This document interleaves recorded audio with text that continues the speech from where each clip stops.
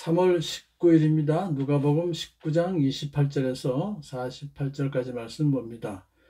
예수님께서 예루살렘에 거의 도착하셨습니다. 여리고성에서부터 올라오셨으니까 예루살렘 성 동쪽에 있는 올리브산, 감람산을 지나셔야 했죠. 그곳에 작은 두 마을이 있었습니다. 벳바게와 베다니. 예수님께서 두 제자에게 그 마을에 가가지고 작은 새끼 나귀를 이제 한 마리 끌고 와라. 만일에 그 주인이 왜 푸냐고 물어보거든 주님께서 그것을 필요로 하십니다 라고 대답해라. 두 제자가 그렇게 했더니 가만히 주인이 허락을 해서 두 사람이 나귀를 끌고 와서 이제 예수님을 타게 하셨어요.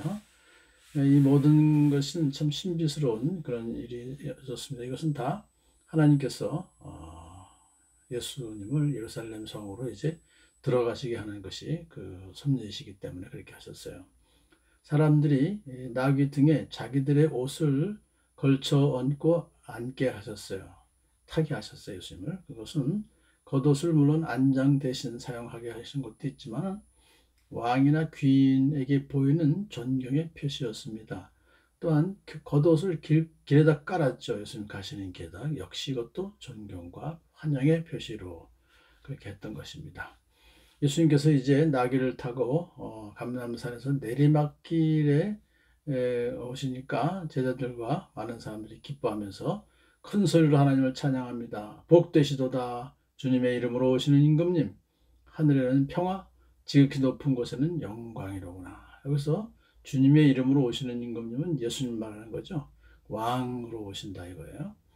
하나님으로부터 보내심을 받은 메시아이시다. 그래서 하늘에는 평화다. 하나님과 인간 사이에 평화가 이게 임하게 되었죠. 예수님께서 십자가에 달려 돌아가심으로. 그리고 지극히 높은 곳에는 영광이다. 하나님께 영광을 돌리는 것입니다. 자, 그런데 바리새파 사람들은 며칠 예수님께 이렇게 말합니다. 선생님의 제자들을 꾸짖으십시오. 왜냐하면 제자들이 이렇게 찬양하는 것이 신성모독죄를 지금 짓고 있는 것이니까 그것을 막아달라고 요청합니다. 그러나 예수님께서 아주 놀라운 대답하시죠. 이 사람들이 잠잠하면 돌들이 소리 지를 것이다. 내 앞으로 돌아 이거죠. 왜냐하면 그들이 예수님을 메시아로 환호하면서 이렇게 좀 하나님께 찬양하는 것은 정당한 것이다.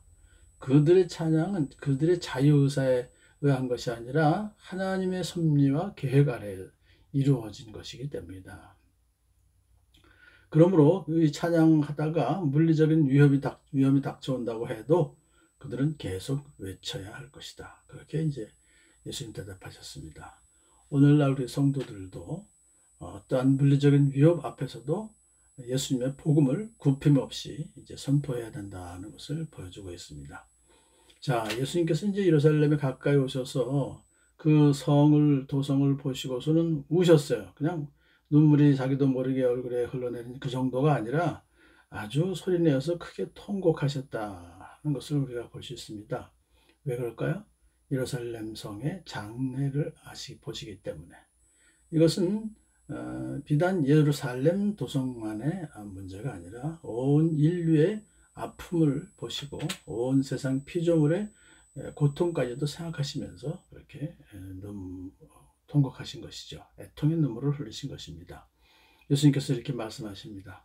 오늘 너도 평화에 이르게 하는 일을 알았더라면 좋을 터인데 너도라는 것은 예루살렘 성을 두고 말하는 것이죠. 그것은 곧 예루살렘 성이 이스라엘의 수도니까 결국 이스라엘 백성들을 전체를 보고 말하는 것입니다. 평화에 이르게 하는 일을 알았더라면 그들이 몰랐다는 것이죠. 진정한 평화의 길이라는 것은 결국은 예수 그리스도께서 나귀 타고 예루살렘 성에 입성하셔서 십자가에서 죽으시는 그 길이에요. 그것을 그들이 몰랐죠. 그래서 참 안 됐구나. 좋았을 터인데. 그러나 지금 너는 그 일을 보지 못하는구나. 예수님이 번연히 지금 예루살렘에 오셨는데 이스라엘 백성들은 그걸 알아보지 못한다. 안타깝다는 것입니다. 자, 구약 시대에 많은 선지자를 통해서 메시아가 오실 것을 예언하셨고, 또 이제 드디어 메시아신 예수님이 오셔서 많은 활동을 하셨어요. 그럼에도 불구하고 그 평화의 길을, 이제 평화에 이르게 하는 그 길을 그들이 알지 못하기 때문에, 그래서 결과적으로 예루살렘 성이 어떻게 될 것인가 하는 것을 말하죠. 그 날들이 너에게 닥치리니 너의 원수들이 토성을 쌓고 너를 에워싸고 너를 사면에서 죄어들어서 너와 네 자녀들을 짓밟고 내 안에 돌 한 개도 돌 위에 남김없이 다 없게 하겠다. 그렇게 예언을 하세요. 이것은 결국은 뭐냐면 그 날들이라고 하는 것은 이제 마지막 날이 너에게 닥치면 너희들이 모든 것이 다 파멸될 것이다. 그런 거죠. 이것은 왜냐하면 하나님께서 너를 돌아오실 때를 내가 알지 못하기 때문이다. 너를 찾아오신 때를, 하나님께서 너를 찾아오신 때를 내가 알지 못했기 때문이다. 그렇게 말씀하세요. 예수님께서 이 세상에 오신 것은 이스라엘 백성들과 우리 인류를 찾아오신 거죠. 그래서 결국은 회개를 촉구하고 하나님께로 돌아오라고 호소하셨지만은 그들이 예수님 믿지 않고 등을 돌렸기 때문에, 그래서 파멸이 오는 것이다 라고 예수님께서 선포하신 것입니다. 자, 이렇게 이제 말씀하신 후에 성전에 들어가셨어요. 그래서 장사하고 있는 사람들을 내쫓으시면서 이렇게 말씀하시죠. 성경에 기록하기를 내 집은 기도하는 집이 될 것이다 라고 했는데 너희는 성전을 강도의 소굴로 만들어 버렸구나. 그 책망하셨어요. 성전이 기도하는 집에 그 기능을 발휘하는 것이 아니라 부패의 온상이 되어버렸어요. 장사꾼들의 무대가 되어버리고 말았어요. 그래서 그렇게 책망하신 것입니다. 그러므로 예루살렘 성전을 다시 회복하는 길은 모두가 회개하고 성전을 기도하는 집이 되게 하는 것입니다. 오늘날도 교회가 타락했다고 많은 사람들이 얘기하죠. 다시 회복하는 길은 회개하고 다시 교회를 만민이 기도하는 집으로 우리가 만들어야 된다는 것입니다. 예수님께서 그렇게 과격한 언행을 하신 후에 성전에 들어가셔서 날마다 백성들을 가르치셨어요. 대적들은 어찌하든지 예수님을 이제 없애버리려고 꾀하고 있었지만 그 방도를 알지 못했습니다. 왜냐하면 백성들이 모두 예수님의 말씀을 열심히 듣고 있었기 때문에요.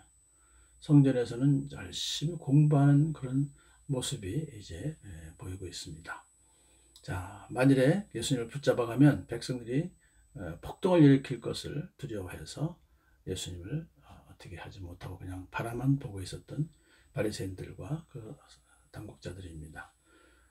그럼에도 불구하고 예수님은 열심히 성전 안에서 백성들을 가르쳤습니다. 우리 교회가 아무리 어려운 일을 당한다 할지라도 열심히 하나님 말씀을 선포하고 가르치는 그 일에 더욱더 열심을 다해야 될 것입니다.